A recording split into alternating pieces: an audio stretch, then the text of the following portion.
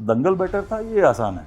गांव से निकल के दंगल करना भी आसान नहीं था, ये भी आसान नहीं है। वो 100 ग्राम भारी था, ये राजनीति भारी 100 ग्राम है?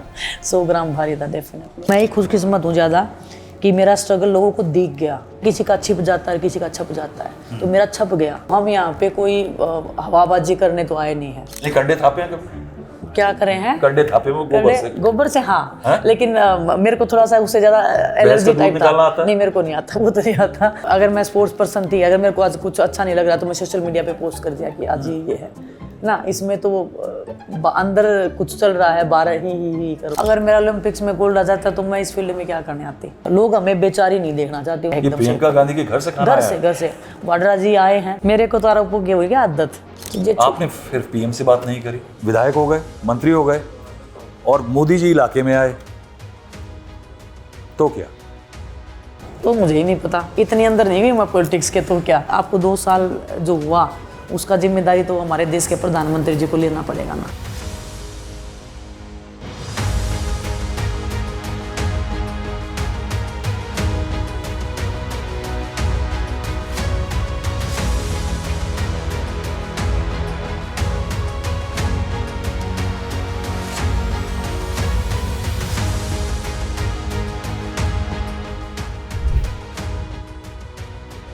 नमस्कार, आप जिसके साथ हैं, मैं हूं राहुल श्रीवास्तव। अमूमन एक इंटरव्यू को लेकर नेताओं के दिल में धुकधुकी होती है, वैसे ही रिपोर्टर के दिल में धुकधुकी होती है। ये कि वो कैसा बोलेगा, क्या इमोशनल होगा। लेकिन आज मैं हरियाणा के जुलाना में जिनका इंटरव्यू करने आया हूं, उनके लिए मेरे मन में एक संशय है कि वो थोड़ी इमोशनल हैं। ऊपर से वो दुनिया के अव्वल पहलवानों में से एक हैं, तो थोड़ा सा दिल में था कि कब मेरा गिरेबान पकड़ा जाएगा।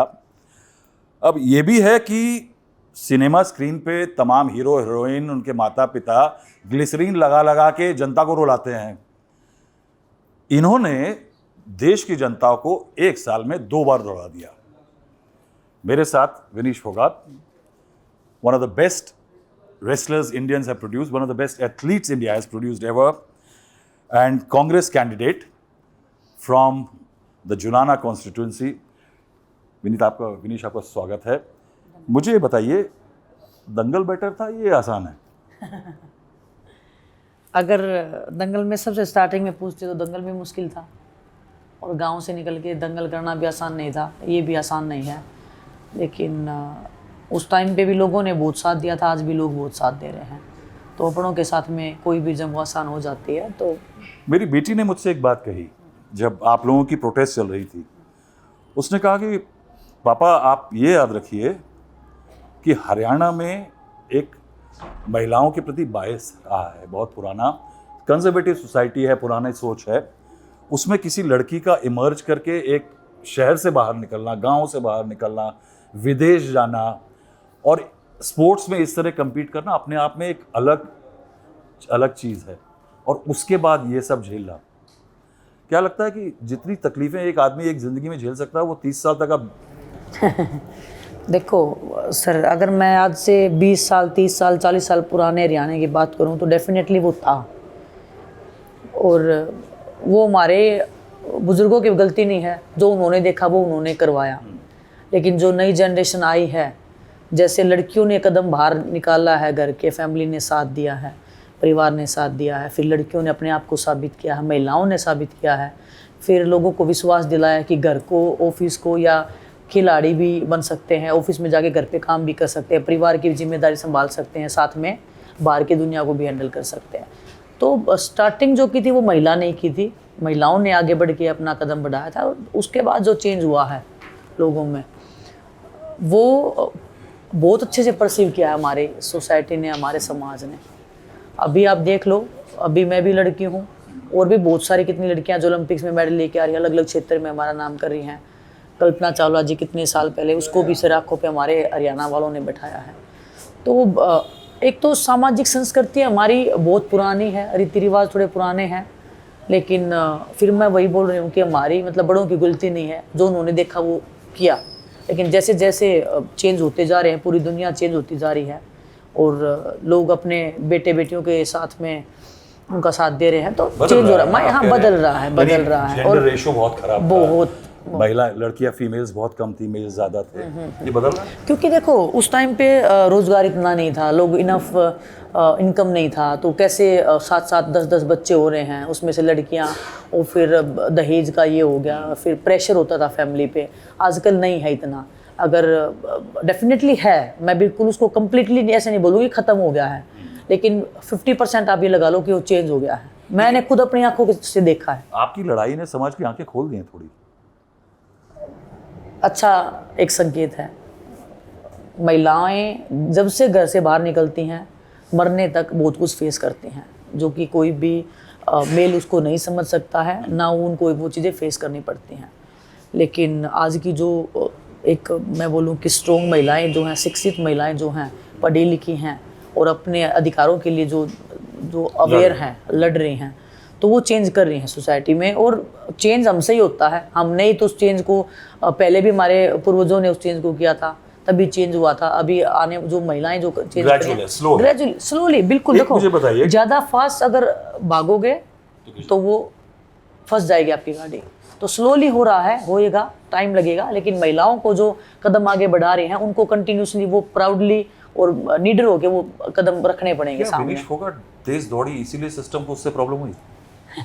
देखिए बिल्कुल, हमारे सिस्टम को तभी दिक्कत होती है जब आप कुछ उनके खिलाफ बोलते हैं। खिलाफ नहीं, यानी आप जब उसकी पेस में नहीं चलते। खिलाफ में मतलब बिल्कुल पेस में नहीं चलते, मतलब उनकी चीज़ों से एग्री नहीं करते, चाहे गलत बोले सही बोले, आप हाँ में हाँ बुलाओगे तो आप बहुत मान खिलाड़ी हो देश के। और अगर महिला हो तो और ज़्यादा। मैंने तो बहुत चीज़ें फेस किया है, चाहे फेडरेशन हो, चाहे स्पोर्ट्स मिनिस्ट्री हो। अगर सेम चीज़ मैं बोलूँगी तो उनको ईगो हर्ट हो जाती है। अगर सेम चीज़ कोई मेल एथलीट बोलेगा, चाहे मेरे से कम अचीवमेंट्स क्यों ना रही हो, तो वो उसको परस्यू कर लेते हैं बिल्कुल नॉर्मली कि ये तो नॉर्मल है। तो महिलाओं मुझे ये बताइए कि आपका बचपन भी बहुत टफ बीता। Your father died, passed away early, तो घर में किस तरह का माहौल था? हाउ डिड यू अचानक अपने आप को उस परिवेश से आगे तक लाने के लिए? कभी खेतों वेतों में भी काम करती थी आप? इतना तो नहीं किया, मैं बोलूँगी हाँ मैंने कि 20 साल तक मैं खेतों में काम किया है। रेसलिंग तो मैंने 6 साल की उम्र में स्टार्ट कर दिया था, लेकिन जब पापा की डेथ हुई उसके बाद में जैसे जैसे बड़े होने लगे समझ में आने लगा। लेकिन क्योंकि मेरी मम्मी इतनी स्ट्रॉन्ग थी, कभी वो चीज़ इतना हम तक नहीं आने दिया। हर दर्द को, हर तकलीफ को सामने दीवार के जैसे खड़े होकर उन्होंने रोकने का काम किया है। मुझे आपके गांव के लोगों ने बताया कि आपने अपने घर का पुराना घर नहीं टूटने दिया था। भाई तोड़ना चाह रहे थे कि नया मकान बनाना चाह रहे थे? मैं ऐसा मानती हूँ कि हमें अपनी जड़ें और हमारे पूर्वजों की जो मेहनत है उसको हमेशा संजो के रखना चाहिए।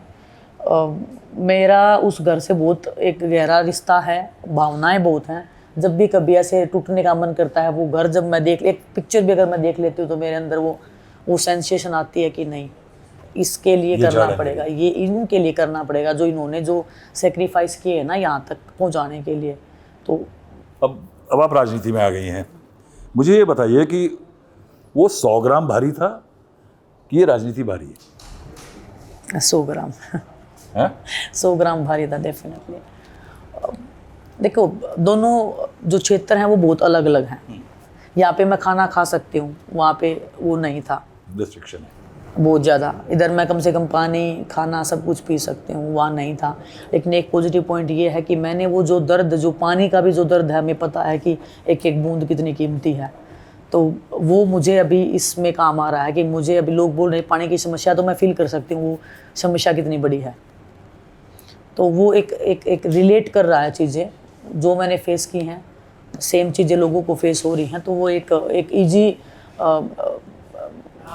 कम्युनिकेशन ज़्यादा ईजी हो रहा है मेरे लिए लोगों के साथ में। विनिश, आपका जो वो पीरियड बीता पेरिस ओलंपिक्स में, मैं उस पर ज़्यादा बात नहीं करना चाहूँ, क्योंकि अगर आप सोचें तो किसी आदमी के जो सबसे भारी दर्द होते हैं ना, वो उसको छुपाना चाहता है, एक्चुअली उसकी बात नहीं करना चाहता। लेकिन वो एक पिक्चर आपकी थी, ब्लैक ड्रेस में आप नीचे बैठी हुई हैं, आपके बाल कटे हुए हैं, वो पिक्चर जो है वो शायद एक जिसे कहते हैं लैंडमार्क पिक्चर बन गई विनिश फोगाट की स्ट्रगल की। देखिए क्या था उस टाइम पे, क्या हो रहा था? ये तो खुशकिस्मत लगा लो, मैं ही खुशकिस्मत हूँ ज़्यादा कि मेरा स्ट्रगल लोगों को दिख गया। कितनी ही बच्चियाँ हैं, बहनें हैं जो जिनका स्ट्रगल दिखता भी नहीं किसी को, वो बोलते हैं ना किसी का छिप जाता है किसी का छप जाता है, तो मेरा छप गया। जिनका छिप जाता है उसका छप गया कि आपने मेहनत करके छपवाया? नहीं, डेफिनेटली, लेकिन मैं बता रही ना कि परमात्मा ने छिपवाया। देखो मैं ऐसे अकेले का क्रेडिट नहीं लूंगी, लोगों ने छिपाया है, छिपवाया है, लेकिन उनका क्या जो छिप जाता है, उनका स्ट्रगल का क्या। और हमारे पीछे बहुत लोग लगे होते हैं, जैसे आज भी पॉलिटिक्स में मैं हूँ, ठीक है, नाम है, चेहरा है, लेकिन आप गांव-गांव में जाओगे, इतने नौजवान भाई हैं, इतने कांग्रेस पार्टी के जो 30-30 साल पुराने जो कार्यकर्ता हैं, बिल्कुल दिल जान से मेहनत कर रहे हैं सुबह शाम गलियों में। मैं तो 1-2 बार इधर आपको इंटरव्यू देके सोफे पे बैठ भी जाती हूँ, वो शायद सारा दिन वो हमारे लिए दूसरों को मना रहे हैं, पैर पकड़ रहे हैं कि नहीं नहीं मानो, हमें वोट देना है। तो हर क्षेत्र में जो सामने होता है सिर्फ वही एक चेहरा नहीं होता, उसके पीछे जो लोग काम करते हैं ना, असली ताकत वो है, वही होते हीरो। मैं दर्शकों को बताना चाहूँगा कि मुझे जुलाना आके एक बहुत अच्छी चीज़ लगी कि एक रैली थी विनेश की, प्रियंका गांधी के साथ रैली ख़त्म हुई, बड़े नेता चले गए, उसके बाद ये दफ्तर आई, दफ्तर में कार्यकर्ताओं से मिली, उसके बाद इन्होंने डिसाइड किया लंच के लिए मैं घर जाऊंगी। तो मैं इनकी गाड़ी ढूंढ रहा था, तो मुझे हैरानी थी, मैंने पूरे हरियाणा में बल्कि देश में नहीं देखा कि किसी बड़ी पार्टी का एक कैंडिडेट अकेली गाड़ी में चला जा रहा हो, ना पुलिस की गाड़ी आगे पीछे, ना कार्यकर्ताओं के लंबे लंबे काफिले। और हरियाणा में तो एसयूवी कल्चर ऐसा है कि 40 एसयूवी ना चले तो नेता किस काम का है। देखो हम यहाँ पे कोई हवाबाजी करने तो आए नहीं है, ठीक है, मैं सिंपल परिवार की लड़की हूँ, सिंपल घर से आई हूँ, सेम सिंपल हमारे सिंपल क्या होता है? सिंपल मतलब कि देखो ये प्योरिटी है, ये हमारी प्योरिटी है। हम उसको ओवर ग्लोरीफाई करने की कोशिश करेंगे तो आप उसमें गुम हो जाओगे, आप अपनी नेचुरलिटी को खो दोगे। आप कहते हो कि जो आम लोग गाँव के करते हैं आप वो करती हैं? हाँ, क्योंकि कंडे थापे हैं कभी? क्या करें हैं कंडे थापे में गोबर से हाँ, लेकिन मेरे को थोड़ा सा उससे ज्यादा एलर्जी टाइप था। नहीं मेरे को नहीं आता, वो तो नहीं आता, लेकिन मेरे को थोड़ा सा गोबर से थोड़ा सा बचपन से ना, मैं अगर मम्मी अगर तसला देती तो मैं सिर पे नहीं रखती थी, हाथों में लेके जाती थी। मेरे को थोड़ा सा उससे उस स्मेल से मेरे को थोड़ा सा इशू था। हाँ, बाकी मैं सब काम मैंने सब किए हैं। ये बताओ कि अखाड़े में तो उल्टा आदमी ने किया कुछ तो उसको पटक दिया, ये राजनीति में तो मुस्कुराना पड़ेगा। ये आपकी बात बिल्कुल करेक्ट है। अगर जैसे अगर मैं स्पोर्ट्स पर्सन थी, अगर मेरे को आज कुछ अच्छा नहीं लग रहा तो मैं सोशल मीडिया पे पोस्ट कर दिया कि आज ये है ना, इसमें तो अंदर कुछ चल रहा है, बाहर ही करो के दिखाओ, लेकिन मेरे से नहीं हो रहा है वो। जिस दिन मेरा नहीं है उस दिन मेरा नहीं है। हाँ, तो फिर कैसे करेंगी? ठीक है ना, आप अपनी, मैंने वही बताया कि आप नेचुरलिटी खो दोगे ना तो आप वो नहीं कर पाओगे। और मैं चाहती हूँ खुशी से ये चीज़ें करना, कोई ज़बरदस्ती या कोई लोभ लालच में या किसी को दिखाने के लिए नहीं करे। मैं अपनी खुशी से कर रही हूँ, मैं अपनी खुशी से इस क्षेत्र में आई थी, अपनी खुशी से ही मैं इसमें रहना चाहता हूँ। होता है जब गांव के सरपंच का मुखिया बेटा उसके ऊपर कहते हैं कि मेरे धौरे ना आई है ना, तो मैं वोट नहीं दूंगा, तो नाराजगियां बहुत होती हैं। ये बताइए कि फिर मुझे हुडा साहब का इंटरव्यू मैंने किया था अभी, भूपेंद्र हुडा जी का, वो हमारे लिंक मिल सकती है, उसमें उन्होंने कहा था कि किस तरह से आप आई, तो कोई बातचीत कोई स्वतः राजनीति की नहीं थी ऐसी, मगर आप उनके घर गए तो बातचीत शुरू हुई। आपकी कहानी क्या है, कैसे आपको लगा था कि जब आपको दीपेंद्र मिलने आए एक बार पहले जब प्रोटेस्ट हो रही थी, उसके बाद जब वो आपको एयरपोर्ट पे आए, तो क्या आपको लगा कि कुछ ऐसी बातचीत चल रही है? नहीं, ऐसी कोई बातचीत नहीं थी। अगर मेरा ओलंपिक्स में गोल्ड आ जाता तो मैं इस फील्ड में क्या करने आती, है ना। एक खिलाड़ी संतुष्ट हो जाता है, एक पॉइंट ऐसा आता है कि खिलाड़ी संतुष्ट हो जाता है। मैं नहीं हुई हूँ संतुष्ट अभी तक। और रही दूसरी बात, जो 2 साल पहले जो हमने लड़ाई स्टार्ट की थी, अगर वो गोल्ड भी आ जाता तो वो लड़ाई वो ख़त्म तो नहीं हुई। चलो एक एथलीट की जो पर्सनल मेरी लड़ाई थी वो शायद ओलंपिक्स गोल्ड के बाद ख़त्म हो जाती, उसके बाद तो कुछ है नहीं। यानी आपको लगता कि कहीं विंडिकेट हो गया? हाँ, और 2 साल पहले जो लड़ाई की थी वो ख़त्म नहीं हुई, तो मैं उस लड़ाई को नहीं चाहती कि वो लड़ाई कहीं बीच में दम घुट के सांस रोक के और अपने आप को दबाने की कोशिश करे। वो लड़ाई बहुत महिलाओं की लड़ाई थी, उसको जिंदा रहना बहुत जरूरी है। तो किसने पहल करी? हुडा जी ने बोला? नहीं, देखो पहल मैं बताती हूँ, पहल लोगों ने की। मैं जब से पेरिस से आई ना, जस्ट तुरंत बाद लोग घर पे आने लगे, मिलने लगे। हम गए हैं प्रोग्राम में तो 10 लोग मिले हैं तो 10 में से 9 ये बोल रहा है कि आप घर पे मत बैठो, अभी पॉलिटिक्स में आओ, अपना इलेक्शन है हरियाणा में और आपको आना पड़ेगा, लड़ना पड़ेगा, अपने लिए अपने आंसू छोड़ो, बहुत रो लिया, हमारे बच्चों के लिए खड़े होना पड़ेगा। तो मतलब आम नागरिक थे, आम नागरिक, गाँव के लोग।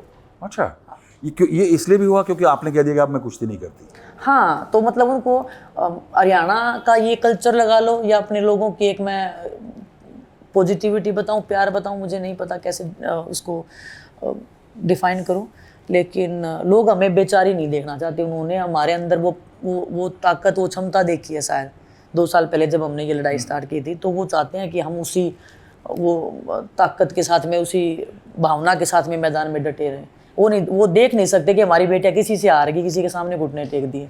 तो वो लड़ाकू एक उनको ये भी लगता होगा शायद कि एक अच्छा नेता उभर सकता है, क्योंकि एक नेता बनाने के लिए कुछ चाहिए होता है, जिसमें कुछ क्वालिटीज होनी चाहिए, एग्रेशन होना चाहिए कि वो लड़के हक दिला सके। क्या उनको ये लगा आप में? बिल्कुल बिल्कुल, वो भावनाएं हैं बिल्कुल। तो फिर भूपेंद्र हुड्डा जी ने क्या किया?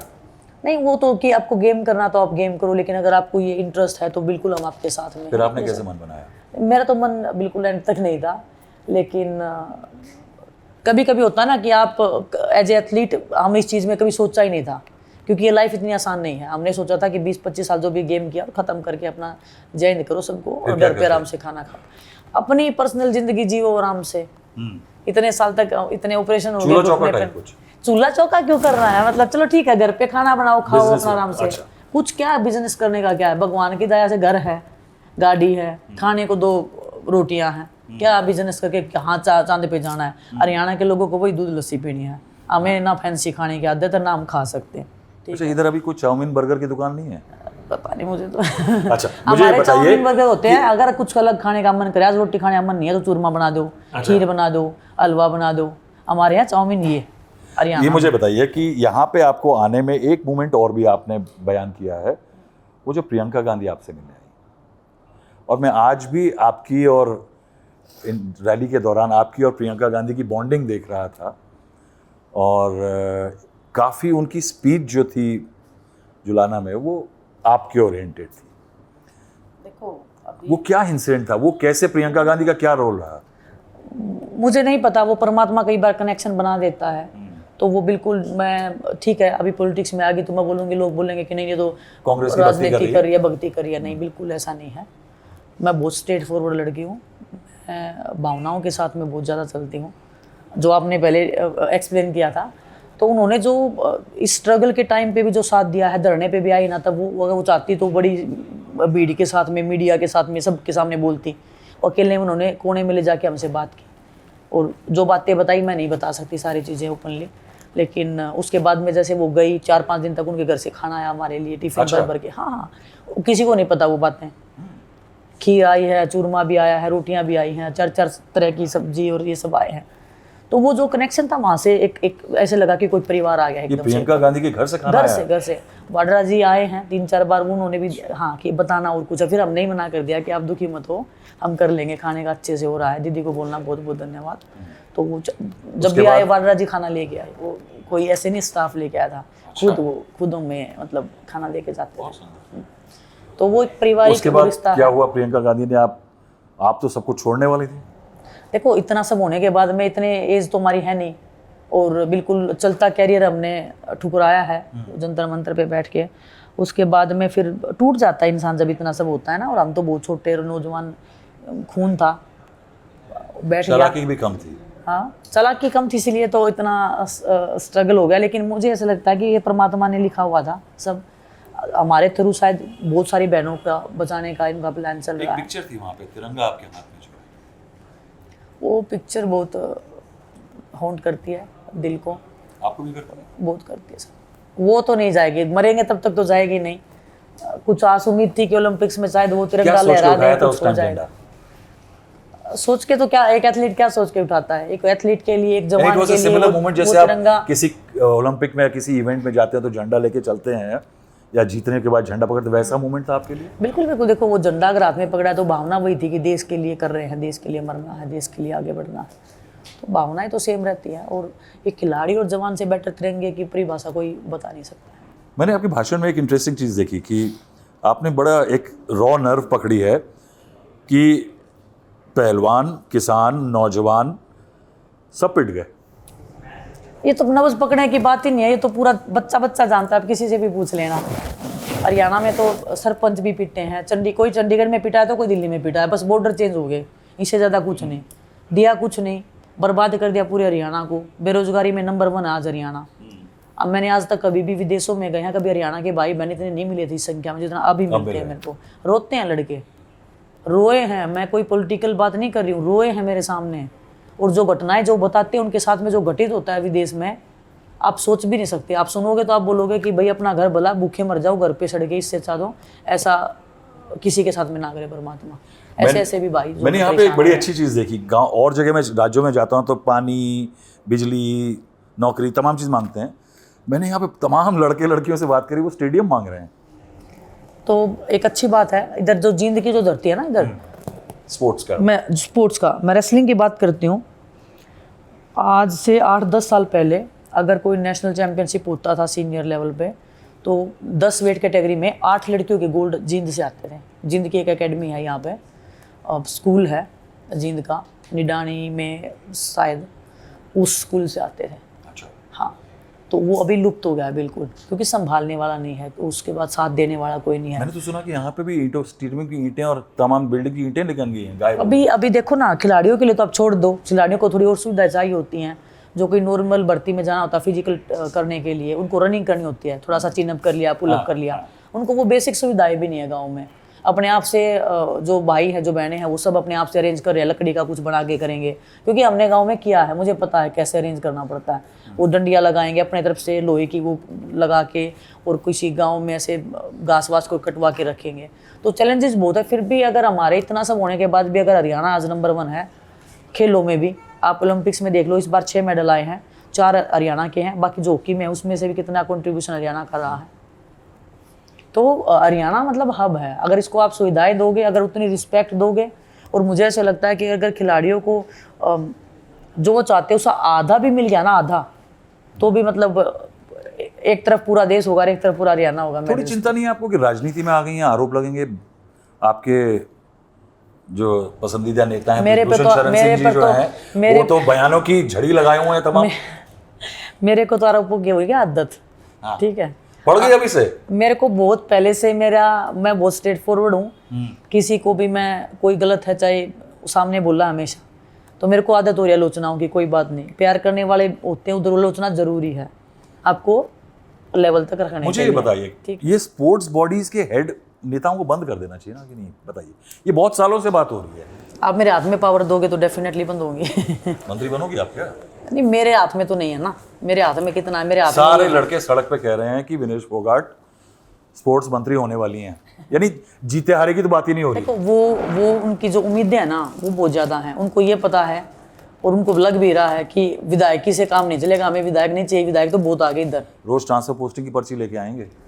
किसकी? अरे काम किया अपने, कोई नहीं, वो तो देखो चाची का कर दो, मामे का कर दो, अगर वो डिजर्व करते हैं तो क्यों नहीं, उसके लिए तैयार हो वैसे आप? हाँ बिल्कुल, डिजर्व करते हैं तो डिजर्व करने वाले को तो जरूरत ही नहीं किसी चीज़ की बोलने की।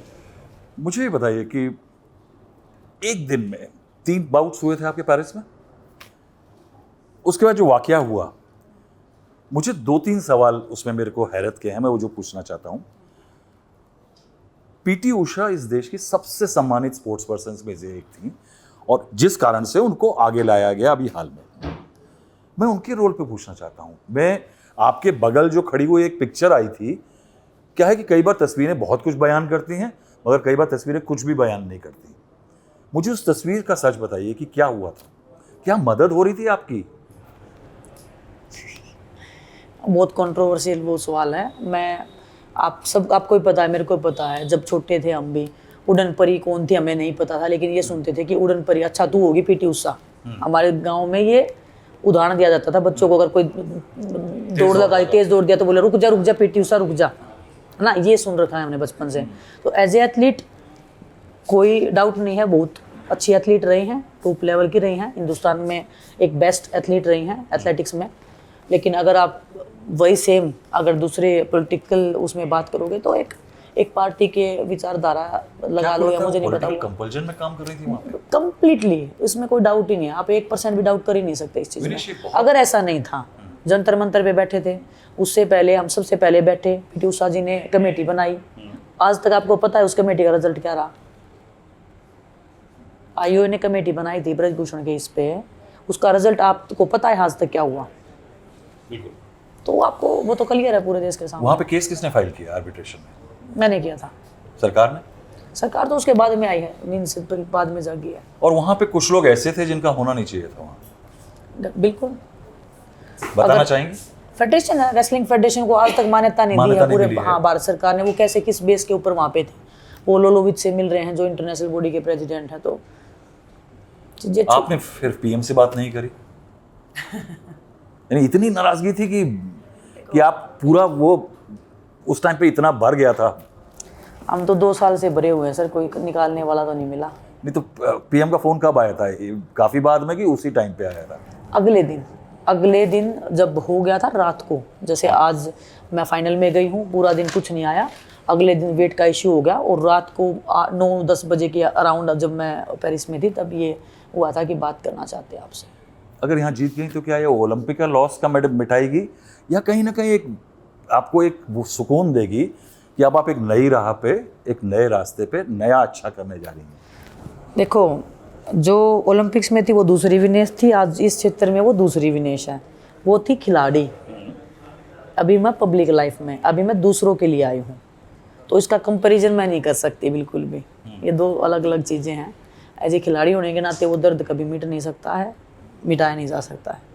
लेकिन अगर आप मेरे से आज इस लाइन में पूछोगे, अगर मैं सक्सेस हो गई तो शायद वो उम्मीदों की जो किरण जो लड़कियों के अंदर है उसको देख के शायद मेरे में सुकून रहेगा कि हाँ, वो लड़ाई हमने जिंदा रखी, वो हिम्मत और जो हौसला होता है एक मेडल से परे जो लड़ने की क्षमता होती है वो हमने जिंदा रखी लोगों के अंदर। मगर आप कभी, मैं एक शरारती सवाल पूछता हूँ कि विधायक हो गए, मंत्री हो गए और मोदी जी इलाके में आए तो क्या? तो मुझे ही नहीं पता, इतनी अंदर नहीं हुई मैं पॉलिटिक्स के, तो क्या अभी अच्छा, अभी 15 दिन में इतना नहीं पता मुझे कौन आएगा तो क्या करना है। आज भी रैली में मैं सबसे नहीं तो कोई छुप जाएंगे कि सामने आके? नहीं, छुप क्यों जाऊंगी, मैंने कोई चोरी थोड़ी कर रखी है तो छुप जाऊंगी। फिर पूरे शान से तो जिंदगी कभी जी मन है। नहीं करता कि एक बार फोन उठाओ और बोलो कि बॉस? नहीं, मैंने तो बोला था ना, फोन उठा के मैं बोल लूँ। हाँ, फिर मैंने तो कई बार जब आई है, जब जाने से पहले भी बोल रहे थे कि मीटिंग है मोदी जी के साथ में, तो मैंने बोला अगर वो बात करना चाहेंगे तो मैं बेंगलोर थी, मैं बेंगलोर से दिल्ली आ जाऊंगी, लेकिन श्योर होना चाहिए कि वो बात करना चाहते हैं। यानी जो आप बात करना चाहती हैं? हाँ हाँ, वो ऐसे नहीं कि हाँ हाँ ठीक है। आपने इसीलिए फोन कॉल भी मना कर दिया था क्या? हाँ, देखो वो शर्तें रखेंगे ऐसे कि हमें बहुत खेद है, आपके साथ में है नहीं। आपको 2 साल जो हुआ उसका जिम्मेदारी तो हमारे देश के प्रधानमंत्री जी को लेना पड़ेगा ना, क्योंकि उनके घर से कितनी दूर थे हम। तिरंगा तो हिंदुस्तान बहुत बड़ा है। झूठ बोलना पड़ेगा राजनीति में बहुत? नहीं, ऐसा कोई रूल थोड़ी है झूठ बोलना पड़ेगा। वायदे करने पड़ेंगे? क्यों करने पड़ेंगे? क्यों करने पड़ेंगे? किसने बोला है क्या? ये बताइए। सच्चाई और ईमानदारी से चलोगे ना, ये जो देश है ना ये आपको उठा ले जाएगा। ये मैंने महसूस भी किया और मैं देख भी रही हूँ। सच्चाई से चलो, आपसे नहीं हो रहा आप मना कर दो, लेकिन सच बोलो और उतना ही बोलो जितना कर सकते हो, आपके हाथ में है। बोलते हैं ना कि जितने सोड उतनी है, जितने पैर पसारो उतनी सोड है। तो जितनी औकात है उतनी बातें करो, उतनी वादे करो। मुझे 1-2 सवाल और हैं। आपने देश छोड़ने का फैसला किया था, क्यों रुक गई? बताया तो आज मैंने। हाँ, वो रैली में बताया। हाँ, सेम बातें हैं। क्या? प्रियंका जी से जब मैं मिली थी तो हमने मतलब रोते हुए हमने ये बात बोली थी कि कुछ नहीं बचा, हमें जाना चाहिए यहाँ से, अब क्या है। मतलब खिलाड़ी की जब रिस्पेक्ट जब खो जाती है तो मुझे नहीं लगता उसके बाद कुछ बाकी रह जाता है। हमारे पास वो रिस्पेक्ट ही तो बचती है। 15-20 साल जो मेहनत करने के बाद जो हम कमाते हैं वो हमारी चली गई थी, तो ठीक है, अभी क्या है। इससे अच्छा तो दूसरे देश में अननोन पर्सन रह के अपना ज़िंदगी काटो, अगर ज़िंदगी काटनी है तो। तो उन्होंने रोका आपको? रोका, बिल्कुल रोका। और आप रुके बिल्कुल रुके। उस टाइम आपका ऐसा था क्या कि डूबते को तिनके का सहारा था? वही हुआ हमारे साथ में, बिल्कुल वही हुआ हमारे साथ में, एग्जैक्टली बिल्कुल। मुझे और जो उस टाइम पे जो भावनाएं थी ना, उस टाइम पे कोई ऐसा चाहिए होता है और मिल गया, मतलब परमात्मा का एक इशारा लगा लो, वो उस टाइम पे मिला। वो आस और उम्मीद थी ना, वो एकदम मुट्ठी में बंद हो गई। जो बिखरती, जो रेत की तरह फिसल रहा था ना सब कुछ, एकदम जैसे लगा किसी ने पकड़ लिया। हरियाणा में कभी महिला मुख्यमंत्री नहीं हुई? ये दुर्भाग्य ही लगा लो, लेकिन अभी मैं वही बता रही हूँ, महिलाएं। यूपी बैकवर्ड है, यूपी ने बना दिया था 1995 में। यूपी बैकवर्ड माना जाता है हरियाणा में भी होगा बदलाव। इस बार हो सकता है? टाइम लगेगा, देखो मेरे हाथ में होता तो हो जाता इस बार भी, लेकिन मेरे हाथ में चीज़ें नहीं हैं और मैं वो प्रेडिक्ट भी नहीं कर सकती हूँ कोई भी चीज़। आखिरी सवाल, मुख्यमंत्री कोई भी हो, ठीक है, बहुत बड़े बड़े हमारे नेता हैं, दीपेंद्र भाई साहब हैं, हुड्डा जी हैं, शैलजा जी हैं, बहुत सारे नेता हैं और भी हरियाणा में, उदयवान जी भी हैं। कोई भी बने, हरियाणा की भलाई के लिए काम होना चाहिए बस, और उसमें हमारा जुलाने का भागीदारी होना ही होना चाहिए। अगर कहा यह जाए आज कि एक ऐसा नेता आप जैसा उभर रहा है जो आज से कुछ साल बाद एक पॉसिबिलिटी है एक महिला मुख्यमंत्री की, क्या आप अपने आप को लिमिट करेंगे? नहीं नहीं, वो जो नखड़े वाली बातें लोग करते हैं नेता, नहीं नहीं मैं तो सिर्फ पार्टी और देश की सेवा करना चाहता हूँ, मैं मुख्यमंत्री कोई पद नहीं पाना चाहता, आप दरवाजे तो नहीं बंद करेंगे? नहीं, दरवाजे देखो, हर क्षेत्र में आपके पास में पॉसिबिलिटीज़ बहुत हैं, और राजनीति में तो बहुत ज़्यादा पॉसिबिलिटीज़ हैं। अगर आप सच्चाई ईमानदारी से मेहनत करोगे, लोगों से कनेक्ट रखोगे और उनके काम करोगे, तो लोग ही मुख्यमंत्री बनाते, लोग ही प्रधानमंत्री बनाते। आपको कोई ऐसे थोड़ी कोई कलम चला दी प्रधानमंत्री बन गए। नोटबंदी तो है नहीं कि रातों रात में कर दी, ये तो पब्लिक है, यही बनाती है। आखिरी सवाल, इसको आप जितना दोगे आप उतना। आखिरी सवाल मेरा ये है कि बहुत सारे नेता MP MLA बन जाते हैं, वकालत करते रहते हैं, तो अगर आप MLA बन गई तो कुश्ती चालू करेंगे दोबारा? थोड़ा कॉन्फिडेंस आएगा। किसको? आपको। कुश्ती वापस चालू करेंगे? मेरे को तो ऑलरेडी कॉन्फिडेंस है। वापस आएंगे? क्या बताऊं आप, अभी आप बताओ। पब्लिक लाइफ में आके ये चीजें इतनी आसान मैं पब्लिक लाइफ में आपको ऑन कैमरा कह रहा हूं, हाँ। कि देश की जनता के लिए आप एक बहुत बड़ा लड़कियों के लिए एग्जाम्पल सेट करेंगी कि कैसे सेटबैक के बाद आगे आया जाता है। चलो, आप के मुंह में घी शक्कर, अगर ऐसा होता है तो मैं बता रही हूँ ना, कोई भी फील्ड में जाए, कुछ भी हो, हमें वो जो उम्मीद की चिंगारी है उसको जिंदा रखना, ये हमारे लिए एक चैलेंज है। यानी विनीश फोगाट ने अभी थोड़ा सेटबैक हुआ है, कुश्ती के अपने मंसूबे बंद नहीं किए। नहीं, ऐसी बात देखो, मेरा तो मन करेगा मैं 100 साल तक कुश्ती करना चाहूँगी, कुश्ती तो मेरा जीवन है, ठीक है, लेकिन हर चीज़ का एक टाइम और पीरियड होता है। उससे ज़्यादा अगर आप भागने की पकड़ने की कोशिश करोगे, वो नई पकड़ में आता है, आप फिसल जाओगे, हड्डियाँ तुड़वा लोगे अपनी, ठीक है। मैं वो काम नहीं करना चाहती। मैं इस क्षेत्र में आई हूँ, लोगों के बीच में आई हूँ। अभी ये 24 आवर्स की जॉब है, खिलाड़ी को चाहिए रेस्ट, खाना पीना और बिल्कुल शांति से 5 लोगों के बीच में रहना। मैं अभी कितने लाख लोगों के बीच की प्रतिनिधि मैं बनने जा रही हूँ, ठीक है। तो वो जिम्मेदारी उठाने के लिए आपको कुछ तो सेक्रीफाइस करना पड़ेगा। बोलते हैं ना कि एक हाथ से लो, एक हाथ से दो वाली सिचुएशन में हम बैठे हैं। तो और बाकी परमात्मा के हाथ में है। मैं बहुत डेस्टिनी को मानने वाली लड़की हूँ। परमात्मा ने जो लिखा होगा, जहाँ पे भी लिखा होगा वो ले जाएगा, उंगली पकड़ के। अभी तक जो उंगली पकड़ रखी है वो ले जाएगा जहाँ ले जाना चाहता है। बहुत बहुत शुक्रिया हमारे साथ बात करने के लिए विनेश। हम उम्मीद करेंगे कि विनीश और पूरा देश उम्मीद करेगा कि विनीश फोगाट अपनी अगली पारी उतनी ही सक्सेसफुली निभाएं और मेडल नहीं, शोहरत और जनता को आराम पहुंचाएं। अगर आपको हमारे प्रोग्राम पसंद आया तो लाइक करिए, कमेंट करिए और सब्सक्राइब करिए। धन्यवाद।